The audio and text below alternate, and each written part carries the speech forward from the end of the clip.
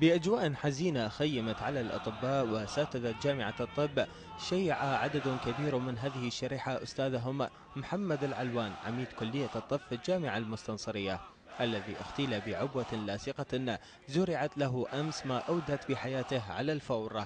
ووسط التشييع اعتصم الأطباء مستنكرين بالوقت ذاته هذه الاستهدافات.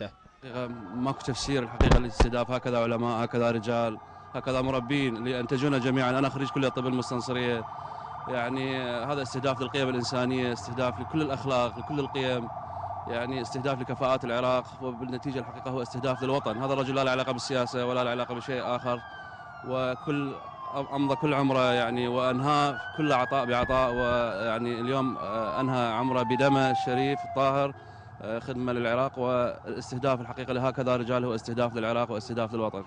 ومن خلال مسيرة التشييع التي انطلقت من أمام مستشفى اليرموك، طالب عدد من المشاركين بالإسراع في إقرار قانون حماية الأطباء من قبل